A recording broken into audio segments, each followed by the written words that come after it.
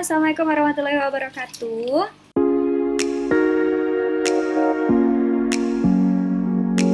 Sekarang kita masuk ke part yang ketiga, ya, yakni bagaimana cara melakukan perhitungan ya untuk menilai apakah proposal kita layak ya untuk lolos seleksi hibah PKM dan juga PKMS.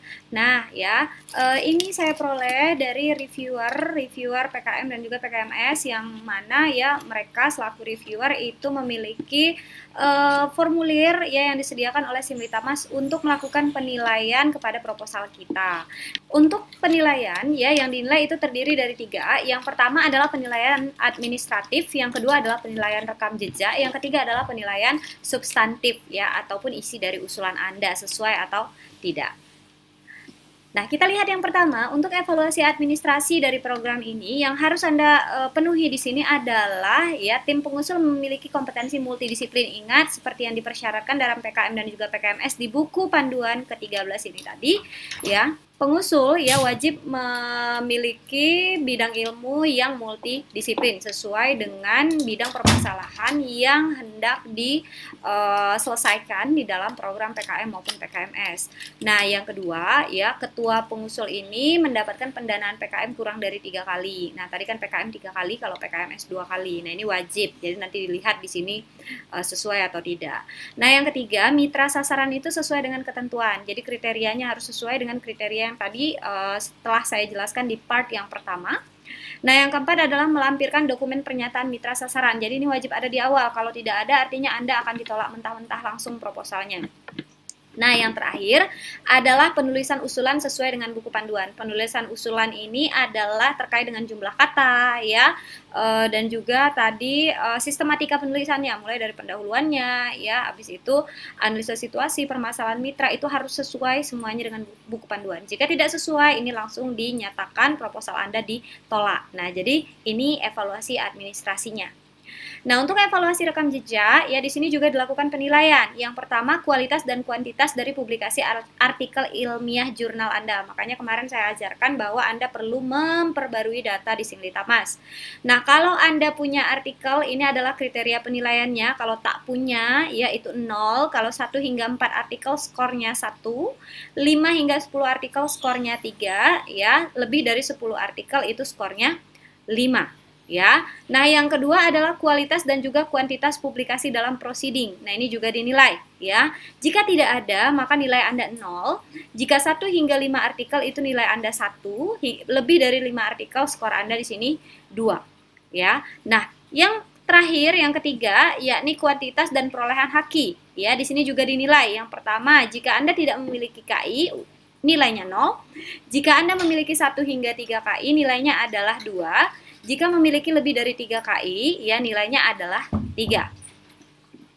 Nah, yang selanjutnya di sini adalah evaluasi substansi ataupun usulan dari artikel yang Anda buat. Yang pertama akan dinilai ketajaman analisa situasi permasalahan. Makanya tadi telah saya ajarkan di part yang kedua bagaimana cara membuat analisa situasi dan juga permasalahan. Ya, nah kalau tidak jelas ini Anda akan diberi skor 0. Kalau cukup jelas ini Anda akan diberi skor 5. Kalau jelas, Anda akan diberi skor 7,5. Jika sangat jelas, skor Anda di sini 10, paling tinggi skornya. Ya, nah yang selanjutnya adalah rumusan masalah prioritas yang tadi saya jelaskan juga. Ya, di sini dijelaskan jika tidak jelas ya masalah prioritasnya itu 0. Jika cukup jelas ini skornya 2. Jika jelas skornya 3. Jika sangat jelas di sini skornya paling tinggi yakni 5. Nah, selanjutnya lagi yaitu kesesuaian penugasan tim pelaksana. Nah, jadi tadi ada multidisiplin dari tim, ya. Jadi tim A ini yang ilmunya ini memecahkan masalah sesuai dengan bidang ilmunya. Yang B, ya anggota yang B ini juga harus sesuai dengan bidang ilmunya untuk memecahkan masalah. Jadi ini disesuaikan, ya. Tidak sesuai skornya 0, sesuai skornya 3, sangat sesuai skornya 5. Ya. Nah, selanjutnya lagi kualitas dari iptek yang Anda tawarkan di dalam proposal PKM dan juga PKMS Anda. Ya, nah kalau dari hasil penelitian ini sangat bagus sekali, ya, yakni skornya 7,5. Nah, yang selanjutnya adalah kualitas dari iptek yang Anda tawarkan di program PKM dan juga PKMS ini tadi, ya, ini kaitannya dengan hasil penelitian Anda atau tidak.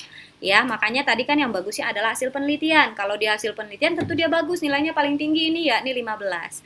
Kalau kualitas ipteknya cukup baik tetapi bukan dari hasil penelitian, nilainya 7,5. Kalau kualitas ipteknya baik tetapi bukan dari hasil penelitian juga, maka nilainya 10. Yang paling bagus adalah yang dari hasil penelitian. Nah, yang selanjutnya lagi masalah luaran. Kalau Anda janjikan luarannya di jurnal ber-ISSN, proceeding ber-ISBN, ya, kalau bagus dia jurnalnya, jelas, itu maka skornya adalah 5. Ya, jika kurang jelas itu maka skornya adalah 2.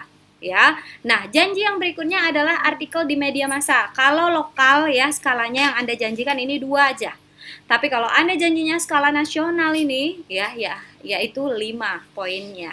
Nah, yang selanjutnya lagi peningkatan keberdayaan mitra sesuai dengan permasalahan yang dihadapi. Jika tidak sesuai maka skornya 0. Jadi yang peningkatan yang Anda buat tadi misalkan ya aspek pemasarannya yang diperbaiki, maka peningkatannya dari segi apa? Pendapatan dan segala macam, ya itu harus sesuai. Nah, kalau tidak sesuai skornya 0, kalau cukup skornya 5, sesuai skornya 7,5, sangat sesuai ini skornya adalah 10. Nah, selanjutnya adalah kewajaran tahapan target capaian luaran wajib. Ya, jadi luaran wajibnya yang wajar-wajar aja. Kurang skornya 1, jelas skornya 3, sangat jelas skornya 5. Nah, yang ke-8 adalah kesesuaian jadwal dengan tahapan pelaksanaan. Jadi jadwalnya yang pertama apa, berapa lama, yang kedua apa, ketiga apa, hingga terakhir itu selesainya program PKM dan PKMS itu seperti apa.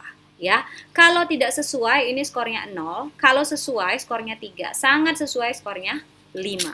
Ya. Nah, untuk RAB ini penilaiannya oleh reviewer adalah terkait dengan kesesuaian RAB Anda dengan PMK dan juga kewajaran dari RAB yang dikemukakan. Ya, jadi harus wajar-wajar saja ya. Misalkan RAB-nya nanti beli ini harganya sekian, jangan terlalu dinaik-naikkan. Jadi saya pernah dapat wejangan dari reviewer dalam membuat RAB, yaitu sesuaikanlah dengan harga pasar yang ada. Karena kalau misalkan harganya terlampau aneh ya apabila dilihat oleh reviewer, barang ini kok harganya tiba-tiba segini dan segala macam, ini tidak wajar. Nah, itu nanti juga jadi pertanyaan bagi reviewer. Nah, jadi itu yang dapat saya sampaikan ya untuk evaluasi kriteria evaluasi untuk usulan PKM. Mudah-mudahan dapat membantu untuk menilai proposal yang Anda buat sendiri ya untuk didanai di pendanaan PKM dan juga PKMS Kemenristek BRIN. Terima kasih, semoga sukses ya untuk kita semuanya. Assalamualaikum warahmatullahi wabarakatuh.